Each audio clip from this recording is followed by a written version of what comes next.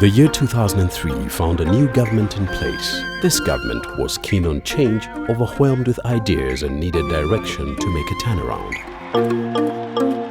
There were a myriad of organizations, all claiming to be the voice of the private sector, several times contradicting each other with short-term solutions. In 2002, after the NAC government came in, they asked the question because, again, different organizations went and said, no, we are the voice of the business community. Can you imagine? It was ridiculous. We would all walk into the president. When we see the president, or, we all go with very many mundane lists of things. There was indecision in government because of that.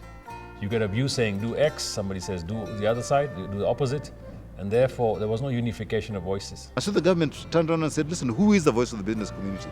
We want one voice. And they said, would like you to create an umbrella body of all the commercial and business associations of the country. There is no business that can operate in the absence of a good partnership with government.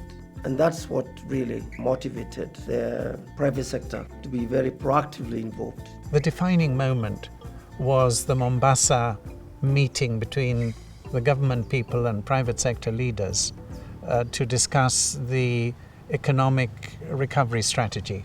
We had to do a lot of work to convince various leaders who headed various associations and large federations within the sectors to agree to come together. Through that process, we were able to assemble all the leaders and we were able to agree that KEPSA will be the unified body of the business community. The first 3 years, I would say, were extremely exciting, I must say. I think you remember those were the heydays of Kenya's very, very optimistic times after the tremendous support of the government, and Kenya was rated one of the happiest nations on earth.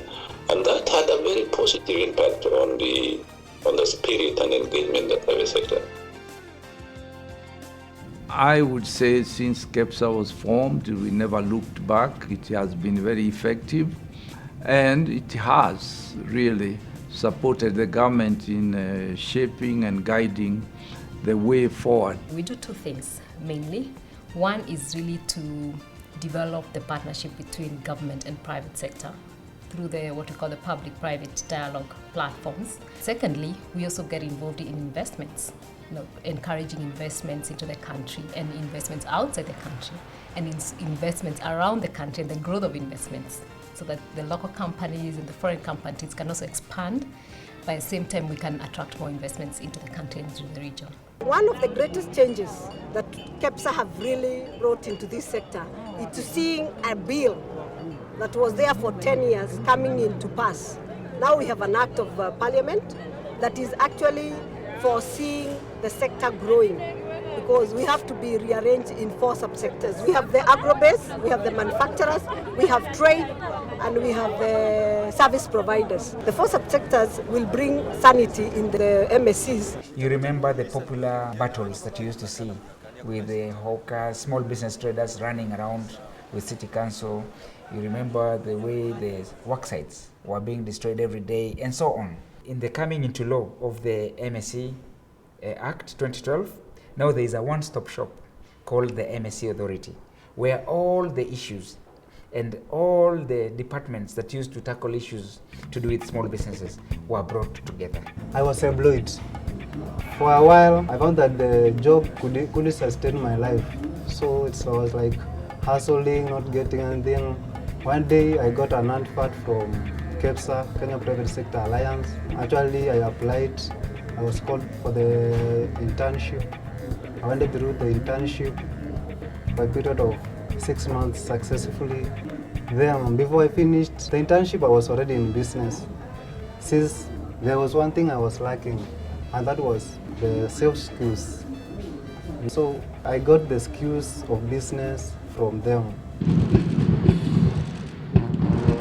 The government alone cannot provide security.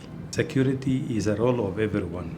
KEPSA has played majorly in the current reforms that is going on in the sector. Look at the police sector. Another very important role that KEPSA is doing is the current security regulatory bill. As you know, the industry, especially the private security, has not been regulated, and now KEPSA is coming up together with the other players to make the regulatory bill take.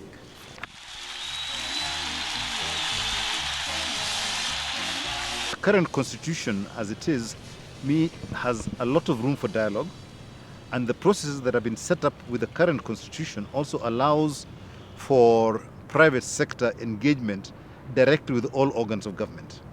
So that is why we were very keen to get the new constitution in place. There's going to be 200 billion moving into the pockets of women and youth if the uptick of the public procurement goes as planned.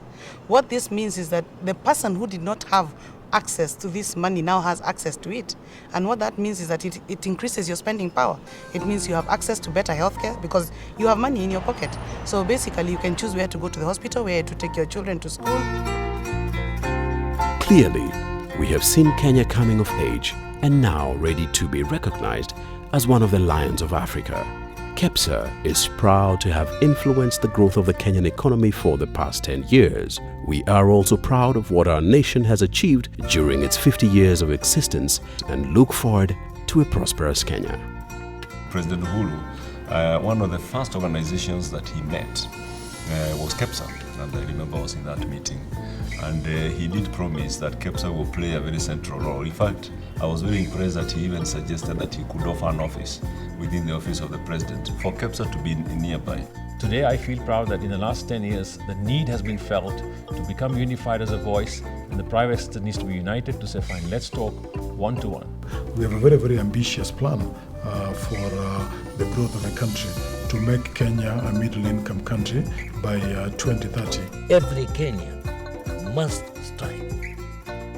It's not me alone, it's not you alone, it's not him alone. Everyone. Happy birthday, KEPSA, and let's keep doing this.